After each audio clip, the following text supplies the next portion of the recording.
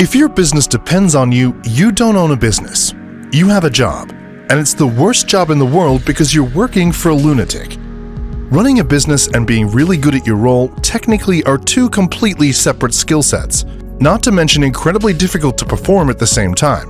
In fact, having the technical skills to do your job well does little to teach you how to grow your business over the long term. So, do you have a job or are you a business owner? Welcome to Scaling for Success. We're all about helping businesses grow profitably, scale, and move to the next level. If you're looking for consultancy and mentorship that really makes a difference, subscribe to our channel or visit the Scaling Management Consultant Group website, links in the description below. In today's video, we're exploring the differences between doing the job and being the owner, and how being a technician might not be enough to run your business. A common misconception. Why is it that so many businesses fall flat on their faces before they've had a chance to really reach their potential? It's simple. Being great at doing a particular job doesn't instantly translate into being great at running a business. They are two very different things. Most people think that technical skills are the sole prerequisite for starting up a business, but nothing could be further from the truth. Think about it for a second. Let's say you're an experienced boat mechanic starting your own business. What do you know about running a team of staff, or finances, or balancing overheads, advertising, structure, and systems? The answer is not much. Starting a business is a quantum leap in level. You go from doing the work to suddenly becoming the CEO, CFO, and every other three-letter acronym there is within a business. What's your strategy? Systems, systems, systems. There's a reason why McDonald's franchises are so successful.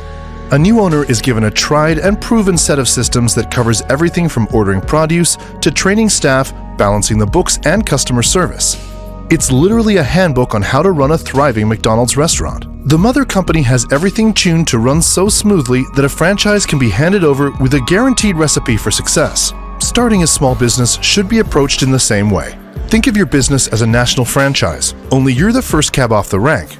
Prior planning is an absolute must unless you enjoy playing catch-up. Systemizing everything will draw your attention away from the day-to-day operational side of things and free up your time and effort to focus on the important part, growing the business. Never be afraid of seeking professional guidance, as there are a multitude of successful systems out there, and even more business coaches eager to show you the ropes, for a fee of course. Then of course, you can do it yourself. After all, you have the technical expertise and you know what's needed from staff to keep the customers coming back. Write employee training manuals with the exact same tried and proven steps you did every day that you were working that same job. The end goal here is that every customer has the same positive experience, and that those translate into reliable and predictable results for your budding business. The structure of systems. Now you've recognized that your expertise alone isn't going to cut it in your business, so you've educated yourself on systems. You've designed a few yourself, and probably have sought out the help of an expert to make sure you have it all covered. But now comes the tricky part: building a system of systems. There are three kinds of systems that make up a business: hard systems like point-of-sale software, soft systems like setting the work attitude policy for your employees, and information systems which include things like training manuals, collected data on sales and retention, and the way your administration pays employees and suppliers. These systems should run smoothly together, but also be so independent that making a change or swapping out one part does not affect the other cogs in the machine. By developing a system of systems, you're further removing yourself from the technical work aspect of your business and into the entrepreneurial side of things, working for yourself versus being a business owner. What it doesn't tell you. Going from technically gifted worker to aspiring business owner to systems user and then systems master is fairly straightforward. But how do you scale up as you progress your business to the next level? Changing your mentality and your approach to how you perceive and treat your business will absolutely lead to growth. But is that growth sustainable? And have you put in the necessary groundwork so this newfound success doesn't overwhelm you and swallow up your business whole? How do you scale between these levels effectively? Too many entrepreneurs play the role of the glass half-full, idealistic visionary, then crack under the pressure. This may come as a result of the day-to-day grind, the whirlwind, finally bogging them down until all they can see is orders, invoices, and customer inquiries, before losing sight of the bigger picture. Eventually, the entrepreneur runs out of hours in the day and everything starts to unravel. Scaling is all about how a business builds in capability to cope with an increased workload and how well it performs while expanding and in the time afterwards.